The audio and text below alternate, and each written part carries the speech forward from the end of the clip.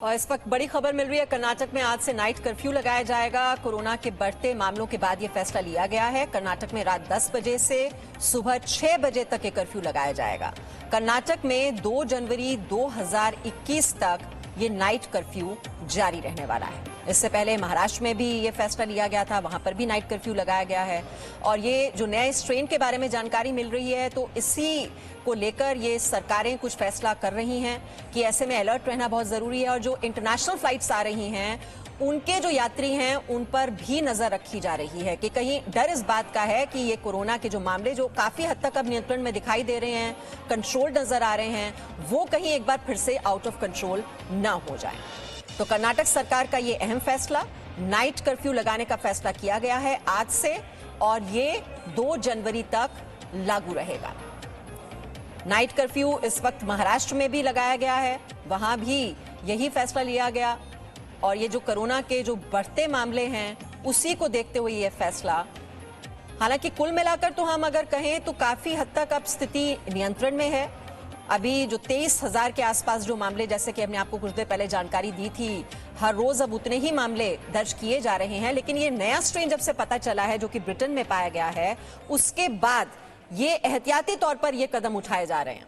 अब कर्नाटक सरकार ने भी फैसला लिया है कि नाइट कर्फ्यू वहां लगाया जाएगा। पूजा हमारे साथ हैं। पूजा, देखिए वो डर इस बात का है और राज्य सरकारें काफी एहतियात बरत रही हैं कि कहीं ये और ज्यादा ना फैल जाए, और ये अलर्ट रहना जरूरी है भी। देखिए मीमांसा जी, इस खबर को इस तरह से समझ सकते हैं कि इस वायरस के बारे में ये कहा जा रहा है कि ये 70% ज्यादा इन्फेक्शियस है, यानी तेजी से इन्फेक्ट करता है, पहली बात। और दूसरी बात ये भी कि ये यंगर पॉपुलेशन यानी युवाओं को, बच्चों को भी अफेक्ट कर रहा है। ये ब्रिटेन में देखने में आया है। तो एक चीज तो वायरस की म्यूटेशन से हमें ये पता चलती है कि अब हमें उस आबादी को भी बचा कर रखना चाहिए जिसको अभी तक माना जा रहा था ये कोरोना के खतरे पर कम है। और दूसरी बात, जो कर्नाटक और महाराष्ट्र में नाइट कर्फ्यू लगाया जा रहा है, तो हमें यह भी देखना होगा कि ब्रिटेन में भी इस वक्त क्रिसमस के सेलिब्रेशन चल रहे हैं। वहां 1-2 महीने पहले से सेलिब्रेशन शुरू हो जाते हैं। तो कुछ असर त्योहारों की भीड़ का, मार्केट में लोगों के निकलने का और जश्न मनाने का जो है वो भी देखने में आ रहा है। इसीलिए ब्रिटेन में कोरोना वायरस की सेकंड वेव आई है। वो वेव यहां ना आए, क्योंकि अब हिंदुस्तान में भी न्यू ईयर का जश्न होगा, नए साल पर बहुत सारे लोग भीड़ लगाते हैं। तो एहतियातन इस फैसले के पीछे एक कारण यह भी हो सकता है कि महाराष्ट्र और कर्नाटक में जाहिर है नए स्ट्रेन को रोकने की कोशिश के साथ साथ ये भी कोशिश की जा रही है कि जो मुश्किलें भारत ने दिवाली के सेलिब्रेशन के दौरान देखी थी कि जब लोग मार्केट्स में निकल गए थे और सेलिब्रेशन के दौरान ज्यादा मिले जुले थे, तब एक बार तेजी आई थी कोरोना वायरस के मामलों में, वो तेजी फिर से ना आए, उसको देखते हुए आप जो देख रही हैं कि लॉकडाउन लगाए जा रहे हैं, उसमें 1 जनवरी 2 जनवरी की तारीखों को शामिल किया जा रहा है। तो उसके पीछे यही वजह है कि 31 दिसंबर का जो जश्न है वो आराम से मनाया जाए, बहुत ज्यादा भीड़ ना लगाई जाए, जिसकी वजह से कोरोना वायरस का दोबारा एक नया वेव भारत को ना झेलना पड़े।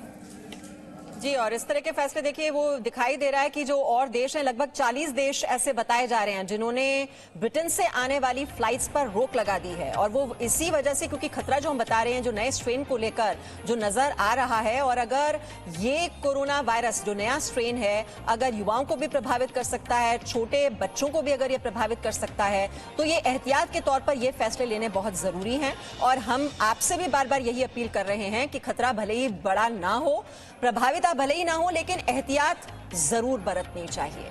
Presenting B News app, available on Google Play and App Store. Download it now.